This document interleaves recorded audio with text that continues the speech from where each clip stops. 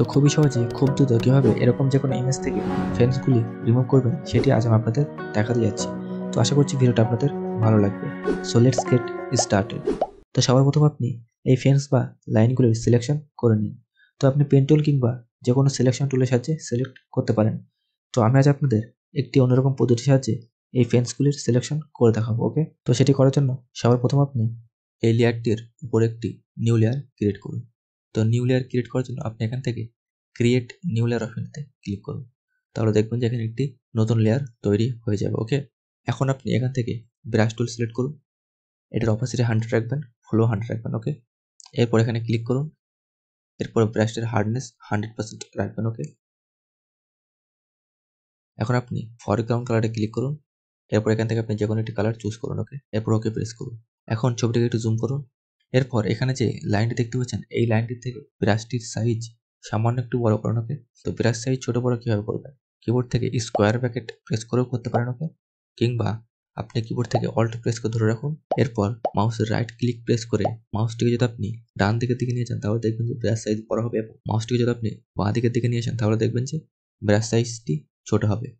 ঠিক একইভাবে মাউসটিকে যদি আপনি উপরের দিকে নিয়ে যান তাহলে দেখবেন যে হার্ডনেস কম হবে, এবং মাউসটিকে যদি আপনি নিচের দিকে নিয়ে যান তাহলে দেখবেন যে হার্ডনেস বেশি হবে। সো আপনি হার্ডনেস 100% রাখবেন। এরপর ব্রাশ সাইজটিকে লাইন থেকে সামনে একটু বড় করবেন। ওকে, এরপর এই লাইনটির উপরে ড্র করুন। তখন আমরা এই লেয়ারটির অপাসিটি 50% করে দেব, যাতে আমরা এটির নিচের দাগগুলিকে দেখতে পাই। ওকে, তো সেটি করার জন্য আমরা এখান থেকে অপাসিটি অপশন থেকে 50% করে দেব। ওকে, এরপর আপনি দেখতে পাচ্ছেন যে এটির নিচের লাইনটি দেখা যাচ্ছে। এখন আপনি এখানে ঠিকঠাক মতন ব্রাশ করুন। তো এখন আমি আপনাদের সাথে একটি ট্রিক্স শেয়ার করছি। তো যেহেতু এখানে লাইনটি সোজা আছে তাই আমরা চাইলে এটাকে এক ক্লিকে ড্র করতে পারি। তো প্রথমে আপনি নিচে ক্লিক করুন, এরপর শিফট প্রেস করে উপরে ক্লিক করুন, তাহলে দেখবেন যে এখানে একটি স্ট্রেট লাইন ড্র হয়ে যাবে। ওকে, এরপর এখানে যেহেতু একটু রাউন্ডনেস আছে তাই এটিকেও আমরা একইভাবে করতে পারি। ওকে, প্রথমে এখানে ক্লিক করুন, এরপর শিফট প্রেস করে এটির মাঝামাঝি অংশ ক্লিক করুন, মানে যেখান থেকে রাউন্ড শুরু হচ্ছে। ওকে, এরপর আপনি আবারও শিফট প্রেস করে এখানে ক্লিক করুন, তাহলে দেখবেন যে এখানে একটি লাইন ড্র হয়ে যাবে। তো এরকম আপনি লাইন ড্র করতে পারেন। ওকে, সো প্রথমে এখানে ক্লিক করুন, এরপর শিফট প্রেস করে এখানে। তো এরকম আপনি সম্পূর্ণ এরিয়াটিকে সিলেক্ট করে নেবেন। ওকে, তো আমি সিলেক্ট করে নিচ্ছি।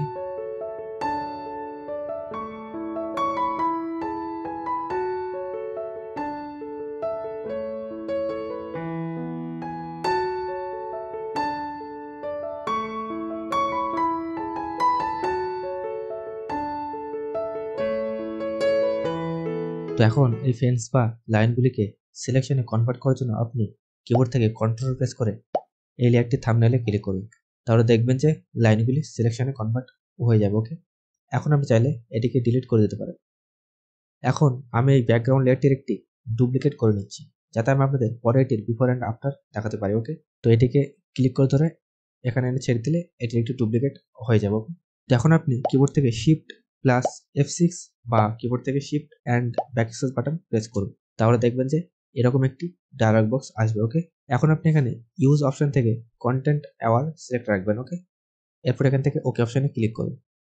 তো দেখুন যে ফেন্স বা লাইনগুলি রিমুভ হয়ে গিয়েছে। এখন সিলেকশন থেকে ডিসিলেক্ট করার জন্য কিবোর্ড থেকে control and D button press করুন। এখন আপনি দেখতে পাচ্ছেন যে অনেক এরিয়া ঠিকঠাক মতো রিমুভ হয়নি, মানে ব্যাকগ্রাউন্ডের কালারটি এখানে চলে এসেছে।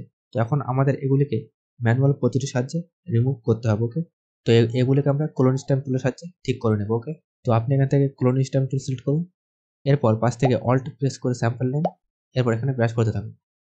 সো আপনি এরকমই এগুলিকে ঠিকঠাক করে নেবেন। ওকে,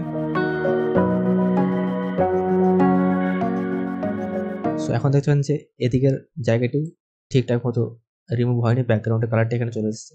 তো আমরা এটিকেও অল্ট প্রেস করে বাস থেকে স্যাম্পল নিয়ে এখানে ব্রাশ করে এটিকে ঠিক করে দেবো। ওকে, তো এখন এই চোখের কাছটিতে দেখছেন কিছুটা ঢেকে গেছে। এটির ঢাকার কারণ হচ্ছে আমাদের অরিজিনাল ইমেজে এখানে একটি লাইন ছিল, তাই এখানে এটি ঢেকে গিয়েছে। ওকে, তো আমরা এদিকে চোখটিকে ডুপ্লিকেট করে সেটিকে রিফ্লেক্ট করে এদিকে এনে এটির সাথে ম্যাচ করে দেবো। ওকে, তো সেটি করার জন্য আপনি এখান থেকে লেসো টুল সিলেক্ট করুন, এরপর এদিকের অংশটিকে সিলেক্ট করুন। ওকে, এরপর কিবোর্ড থেকে control and J button press করুন।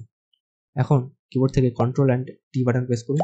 এখন এখানে রাইট ক্লিক করুন, এরপর এখান থেকে ফ্লিপ হরিজন্টাল। ওকে, এখন এটিকে এদিকে এনে এটির সাথে ম্যাচ করান। ওকে, এরপর এন্টার প্রেস করুন। তো এখন এটি চারপাশটিকে ভালোভাবে স্মুথ করার জন্য আপনি এখান থেকে ইরেজার টুল সিলেক্ট করুন। এরপর এখান থেকে ফ্লো আপনি 50% রাখবেন। এরপর এটি চারপাশে ব্রাশ করতে থাকুন, তাহলে দেখবেন যে এটি ঠিকঠাক মতো ম্যাচ হয়ে যাবে। ওকে, তো here is the before and here is the after. তো এখন আপনি এই দুটি লেয়ারকে মার্জ করুন। তো মার্জ করার জন্য কিবোর্ড থেকে কন্ট্রোল প্রেস করে দুটোকে সিলেক্ট করুন। এরপর কিবোর্ড থেকে control and E button press করুন, তাহলে দেখবেন যে দুটি লেয়ার মার্জ হয়ে যাবে। ওকে, এখন আপনি এখান থেকে ক্লোন স্ট্যাম্প টুল সিলেক্ট করুন। এরপর জায়গাটিকে ঠিকঠাক করে দিন। ওকে,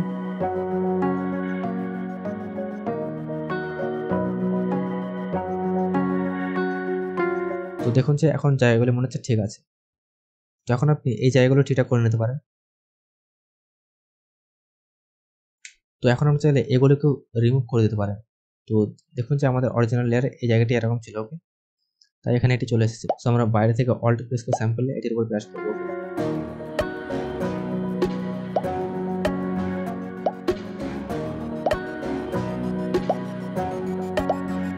তো এখন এই জায়গাটিকেও আমরা একইভাবে ঠিক করে নিব। সো অল্ট প্রেস করে পাশ থেকে স্যাম্পল নিন, এরপর এখানে ব্রাশ করতে থাকুন। তো here is the before and here is the after. তো দেখুন যে কত সুন্দরভাবে আমরা এই ইমেজটি থেকে ফেন্স বা লাইনগুলিকে রিমুভ করে ফেললাম। তো এই পদ্ধতির সাহায্যে আপনি যে কোনো ইমেজের ফেন্স বা লাইন রিমুভ করতে পারবেন। তো আশা করছি ভিডিওটা আপনাদের অনেক ভালো লেগেছে। যদি ভিডিওটি ভালো লেগে থাকে অবশ্যই ভিডিওতে একটি লাইক করে দিন এবং এরকম ভিডিও দেখার জন্য চ্যানেলটি সাবস্ক্রাইব করে পাশে থাকা বেল বাটনটিতে প্রেস করুন। ধন্যবাদ।